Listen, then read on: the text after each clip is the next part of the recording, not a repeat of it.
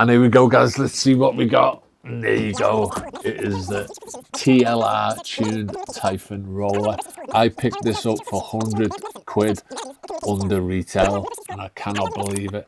Gonna get some electronics for this and get it all set up nice, but yeah, just I couldn't pass it up on the price. So let's break the seals and open her up.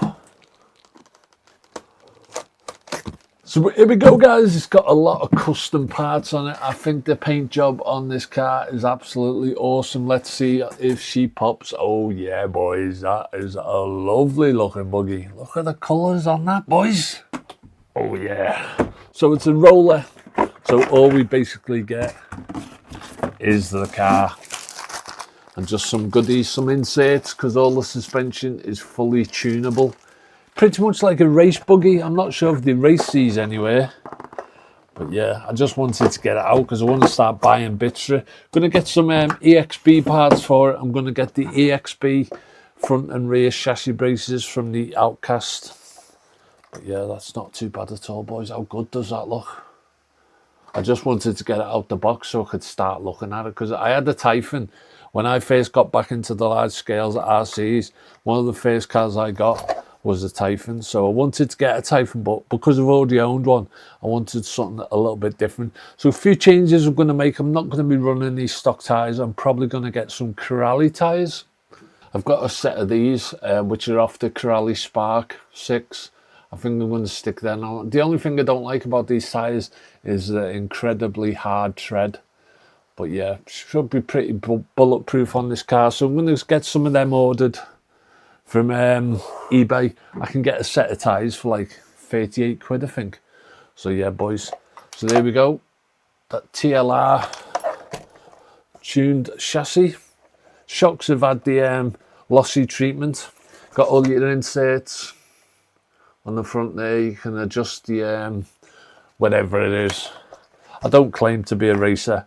So I've also ordered an M2C chassis brace. Goes on the bottom here for the Arrma Notorious, so hopefully that'll fit as well. But yeah, boys, that's a sick looking car, that as well. Yeah, happy with that, guys. Let's take the lid off and look under the hood. Yeah, guys, that is not a bad looking RC at all. So let's see what kind of goodies Lossy have sprinkled her with. Okay, plastic chassis braces, so I'm going to replace them with metal. We've got a metal servo holder. Got your standard Arrma motor mount. It's got that lightened chassis on it. Yeah, so it's all whatever it's called, aluminium, aircraft grade aluminium top plate like the original's got. So yeah, I'm gonna go away now, get the electronics.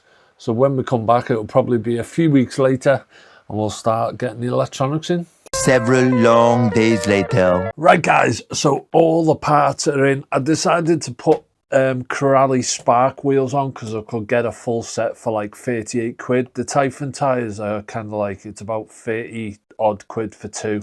So just went for these because they're cheap as chips, and I think they look all right, to be honest. These are really easy to clean. The Typhon wheels, I found they get clogged up with dirt and you can't really get behind the wheels to clean them without taking them off. So the parts that I've got an M2C rear chassis plate for the Notorious as well, so that'll make it good. I've got EXB chassis braces off the Outcast. So that's a shorter one. I forget what length they are, but I've got a front and rear one of them. Got these from Aliexpress for like 5 quid. They're just where the chassis plate goes on the wing mount at the back, just aluminium ones of them. We went for a Spektrum Firma ESC, and we've also gone for the 2050 kV motor. I think this is what comes in its stock, so I paid like £168 for them, brand new. So they're going to be absolutely awesome. Got aluminium diff housing for the bearing. Quite expensive that actually, but yeah, I could have got the Trial Hobby full one, but I didn't find it necessary, so just got the aluminium one of them. We've got our radio link receiver, and I've got this servo that I got from Banggood, cheap as chips. There you go, 40 kilogram if we can zoom in. 40 kilogram servo, yeah, should be all right. So I'm going to get all them chucked over. When we come back, the job will be done. Many, many toys later. And there you go, guys. She is all done, looking sweet as. Installation went great. So we've got the aluminium EXB parts, the chassis brace, front and rear. Just adds to it. One thing I wish it had a fan. So I might order a fan. But yeah, just wanted to get installation, get the bit into it, and get it running. But yeah, cheap as chips. Just put a bit of gauze over the ESC. So I overall buying this I bought it from a place in Germany from eBay. I saved about 100 quid buying the ready to roll version from Modelsport or Wheelspin or someone. So I saved myself just shy of 100 quid. And yeah, got a pretty much decent rig. That's chassis brace underneath, looking smart. Right guys, a couple of days later and the final bits have come in. I've got a fan for it, and I'm also going to do a quick mod to my radio link receiver. In my last video running the Creighton, I got signal issues, and someone mentioned that these radios suffer from signal issues. So I was like, oh no, I'm going to have to send it back. But then it's like the battery drops to a certain level and the signal just goes out the window. So I've got a little battery mod I'm going to do, so stick around for that. So I'm going to get that fan fitted, should be easy enough. Hardest bit's just going to be wiring it to the receiver box. But yeah, get that fan on there next. And there you go, guys. Them extra fans, piped it in nicely, went across here. There's not many places I can go, and then just down to the brace and into the receiver. These receivers like £9 each, and it's something like an 8-channel. That's one of the reasons that I went for Radio Link.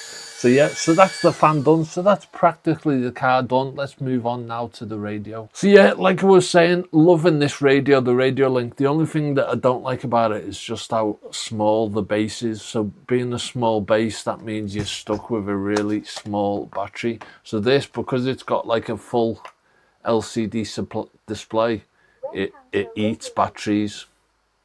So the batteries, the kind of like the display's always on. I don't know if it's always lit, but it's always on. So you're kind of like you're struggling for batteries. Now, this is the upgraded battery that I got from Aliexpress. It is a 2800 2S lipo. So you're a bit limited with it being 2 cells. I wouldn't mind having a 3-cell lipo, but you're just not going to fit it in there. You can buy a modification for this to make the bottom bigger, but it's from America, so the shipping is stupidly expensive, and it's kind of like, it's a bit ugly having this plastic thing fitted. So that got me thinking about this. I've got this lying around from when I had my DX5 Pro, and it's a lithium ion. Now it's only 2000 milliamps, but I was wondering if I could get this in and maybe change the battery chemicals, get a better battery. So I've changed the plug, and it will go in. It's a bit of a tight fit because of how narrow the case is. Once you get it past the latch, it will actually go in. So yeah, that got me thinking about these. Now these are the lithium ions I use for my vape, and they're quite high powered. These are 3500 nickel metal hydride. So I was thinking about maybe making a battery pack out of 2 of these. I've got 2 spare ones, so I'm going to have a go at building a battery pack and see if we can get a bit more runtime out of our radio. And there we go, guys. Soldered them together. Just roughed it up with a knife. If you get a nice bit of flux and some decent lead solder, that's proper good. And so the only thing left to do now is just wrap it with bubble wrap, wrap it with heat shrink. Now this heat shrink is not the easiest stuff. The only stuff I've got is this. So I would rather be able to do it that way. But the opening's at the top here, so it's going to have to be that way. So we'll get a piece cut. Let's see if we can heat shrink some on.